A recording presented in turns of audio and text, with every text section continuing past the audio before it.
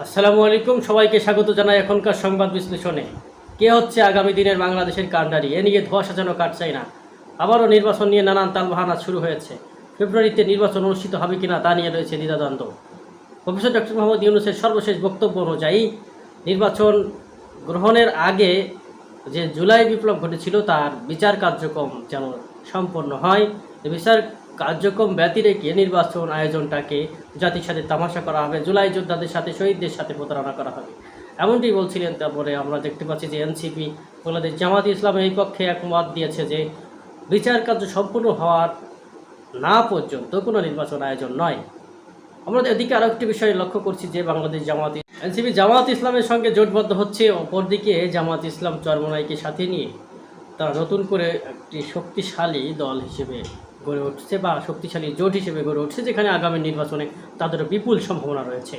বাংলাদেশ জাতীয়তাবাদী দল, আপনারা জানেন যে বিএনপির অবস্থানও কোনো রকম নড়বড়ে নয়, তাদের অবস্থানও শক্ত। বিশেষ করে মানুষের মনে তারা এখনও জায়গা করে রয়েছে, যদিও চাঁদাবাজি, দুর্নীতি, নানান অপকর্ম কিছু মানুষের কারণে দলটি নানানভাবে সমালোচনার শিকার হয়েছে বা সমালোচিত হয়েছে। এরপরেও এখনও যদি নির্বাচন অনুষ্ঠিত হয় তাহলে তারাই এগিয়ে থাকবে, কারণ তাদের পক্ষে থাকছে বাংলাদেশ আওয়ামী লীগ। বিএনপির কাঁধে ভর করেই আবার ফিরবে আওয়ামী লীগ, এমনটি আমরা বিভিন্ন বিশ্লেষণ থেকে জানতে পাচ্ছি।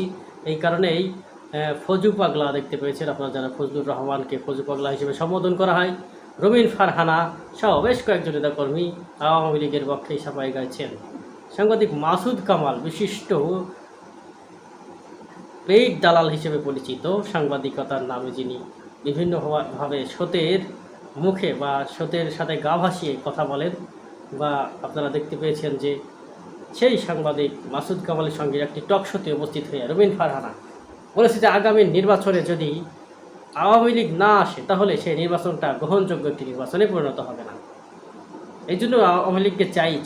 তবে আওয়ামী লীগের নিবন্ধন বাতিল করা হয়েছে কিনা এ নিয়েও এখনও কিন্তু দোলাচলে রয়েছে। যদিও বলা হয়েছিল যে নির্বাচনের আগ দিয়ে আবারও হঠাৎ যদি আওয়ামী লীগের নিবন্ধন ফিরিয়ে দেওয়া হয় তাহলে নির্বাচনটা একটি প্রতিযোগিতাপূর্ণ হয়, কিন্তু এটি করবে না, কারণ জুলাই যোদ্ধারা এখনও সক্রিয় রয়েছে।